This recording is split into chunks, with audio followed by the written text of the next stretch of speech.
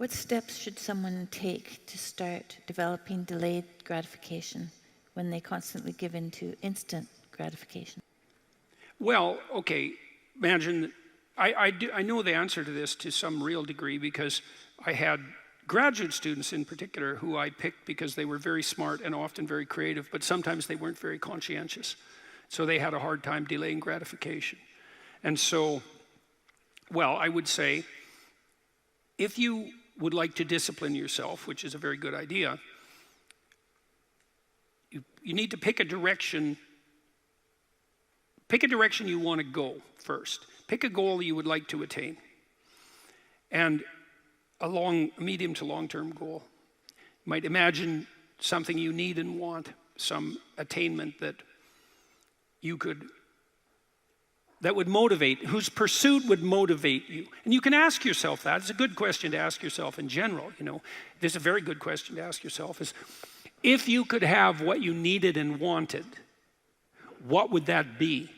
And that's a meditative question. You don't want to force an answer out of yourself. You want to ask yourself that like you would ask someone else. If I could have what I wanted, what would that look like? And you can ask yourself that in a more differentiated way. If I could have the relationship that I needed and wanted, if I could have the friendships, if I could have the job or career, if I could have the educational pathway, if I could adopt civic responsibility in an optimized manner, if I could engage in some creative enterprise, if I took care of myself properly, if I regulated my susceptibility to temptations, what would that look like if it was optimized? And then that sets you up a goal that has some motivational force. This is worth doing. And then you might find, well, you don't do it anyways. And then I would say, well, that's because you're biting off more than you can chew. The next goal is to take your goal and to fragment it into micro goals until you find a micro goal that's small enough that it still presents some challenge that you will do. And so I've become, one of the things I'm known for, I suppose, is my advice to people to clean up their rooms. And the people who think I'm their enemy laugh about that rule because of its simplicity, let's say. But the only reason they think it's simple is because they've never tried it. It's actually extremely difficult. And it was very frequently the case that, well, it's very difficult to put your room, your office, your bedroom in order. I mean, you think about your bedroom, hypothetically, let's say you're married, you share that room with someone else. Is your bedroom in order? Really? And I don't just mean, is it neat? Maybe it's too neat. Maybe it's too orderly. Maybe it's too sterile. Maybe it's too bare. Maybe that characterizes your whole bloody relationship. Maybe, really? And maybe that is genuinely reflected in the state of your room, because it's very probable that that room is a microcosm of your marriage. It's highly probable. And so what that would mean is to organize that room would require the organization of your marital life, not least because if you want to put that room in order, you're going to have to negotiate with your wife about how that's going to be done. And while you're making that negotiation, even in relationship to the micro details, you're going to encounter almost everything that's wrong with your relationship. And so you might ask yourself when you walk into your bedroom, I hate this bedroom. It's like, you should really think that through. And then you need to think through what you would need to do so that you love that room, or even more complexly, so that you both loved it, because that's a tough thing to attain, boy, because you're going to have differences in taste, you're going to have differences in orderliness. There's all sorts of things that you're going to have to negotiate in order to make that room you both inhabit jointly desirable. Anyways, you set yourself a goal, ask yourself what goal you want to set, and then break the goal down into steps that are small enough so that even someone as pathetic as you could manage them. And that requires a tremendous humility. I know it was frequently the case, for example, with my clients, that I would do an analysis of their situation in life, and let's say, just for the sake of argument, that someone was 30, living at home, in the bedroom they grew up in high school, in a complete bloody state of disorder, both moral and practical. And one of the relatively simple steps that we might agree upon with regards to moving forward is the person might think, well, you know, I'm 30, I'm really immature, I haven't taken any responsibility for my life, my mother still makes my bed and cleans up after me. It's like, well, why don't you just start with that? You know, because you're not going to just fix your life. Why don't you just try to clean up your room like you're a mature 14-year-old instead of a dreadfully dismal 30-year-old. And so, first of all, it's really hard for someone, even if they're desperate, to admit that that's necessary, right? Because it's so bloody humiliating. You mean, really, I'm so damn useless that my basic goal is going to be to clean up my bedroom? It's like, well, looks like it. And actually, it's worse than that, because then you ask the person, you negotiate with the person, they say, well, I'll try to clean up my room. Then they come back the next week and they say, I had one client, this was so funny, he's going to vacuum his rug. That was his goal for the week. He just had a child out of wedlock, and he was afraid that he was going to be a very bad father, which was a very realistic fear. And so he wanted to put himself together, you know, and so that's why he came to see me. And he lived in this squalor, and one thing we decided to do was that he could vacuum the rug, which he hadn't done for like 12 years because his mother would do it. And so it was so funny, it's so unbelievably comical. He went and got the vacuum, a stand-up vacuum, an upright vacuum, and he brought it into his room, but he didn't bring it all the way in. He put it in the doorway, leaning like this across the doorway. And then instead of vacuuming his room, he stepped over that bloody vacuum cleaner for a whole week and then came and told me that he couldn't do it. It's like, it's not surprising to me at all, because you think, well, that's such a trivial thing. It's like, if it was such a trivial thing, he'd have a clean room. It's not trivial at all. That chaos in his immediate environment was deeply emblematic of the chaos of his life. They were the same thing. And so for him to even begin the process of bringing order to chaos, which is a divine process, by the way, and the highest moral requirement, he had to be willing to face the catastrophe, the chaotic catastrophe of his life. And he hadn't done that for like 30 years. Why was he going to start that week? Just because he said he was going to? It's like, good luck. So what you do as a therapist in that situation is you just make the task smaller until you find a task so small, but still moving forward, that the person will do. So I might have said, I don't remember the particulars of the situation, I might have said, well, do you think you can get that vacuum cleaner, do you think you could move it out of the doorway into your room? That's all you have to do this week. Do you think you can do that? And I'd say that and offer that without being contemptuous. Like, you have to be very careful about such things. And I know that this is more complicated than it looks. And I also know that the first step taken towards the domination of chaos and its transformation into order is a cardinal and difficult step. And so you can make it small, and that's fine, it'll still work. So I might say, well, just move the vacuum cleaner inside your room. And then I would also say to someone in that situation, don't do more than that.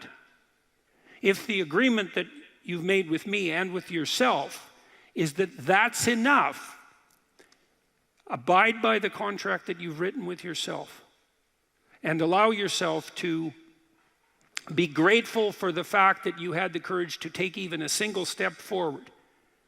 And don't push your bloody luck, because maybe you'll have a brief fit and vacuum the whole rug, and then you'll be so annoyed at how you've destabilized your entire life that you'll redouble your attempts to make a mess, and the place will be more like hell than ever for 2 months.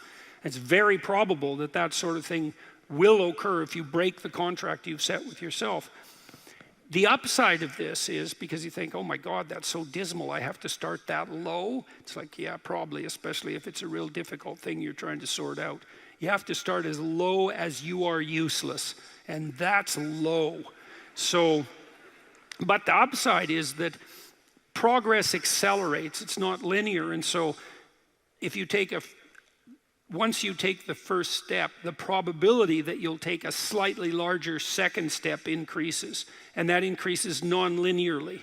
And so once you get the ball rolling, so to speak, once you start pushing the rock uphill, you can do it faster and faster. And so even if you have to start in a very humiliating manner, that doesn't mean that's where you'll end. One of the things that Tammy and I learned to do, and this was a consequence of me being trained as a behavior therapist, is, we'll just take an example that maybe I was trying to learn how to compliment her when she dressed nicely. And maybe the fact that I wasn't good at that was manifest in the fact that she'd put some effort into her dress, and then I wouldn't respond in the appropriate manner, and that would dishearten her. And I don't particularly remember that exactly happening, but it'll be a perfectly reasonable example. And so then she would be displeased. And then the question would be, well, is she displeased because I'm too stupid to offer a proper compliment? Or is she displeased because she's so needy and lacking confidence that she needs a compliment that would go beyond the ordinary? And the answer is, what the hell do we know? Could be one or the other or both.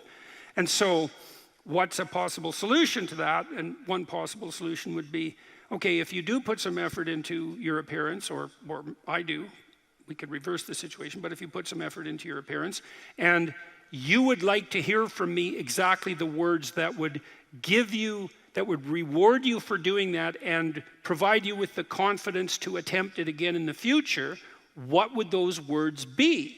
You look good without a beard, dear. Thank you. You're welcome. Yeah. Very funny. Very funny. And so, and then you can say, well, if you tell me those words, I will repeat them back to you.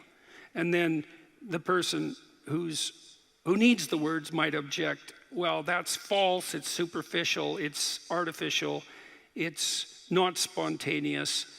And if you really loved me, I wouldn't have to tell you what to say. It's like, well, all of that's wrong. It's like, just because I love you doesn't mean I'm not stupid. And so, in fact, I love you might even be evidence that I am, in fact, stupid.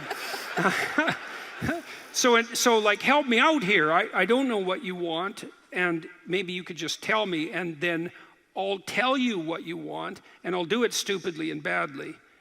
But I'll be slightly better at it the next time, and maybe if you let me practice 50 times stupidly and badly, I'll get reasonably good at it, and then that's something that we'll be both good at for the rest of our lives.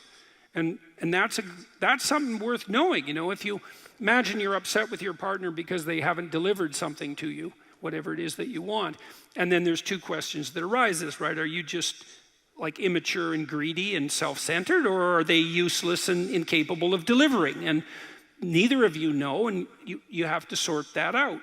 And then you also, as the injured party, let's say, might regard it as a moral necessity on your part to indicate to your partner exactly what you want, is to tell them.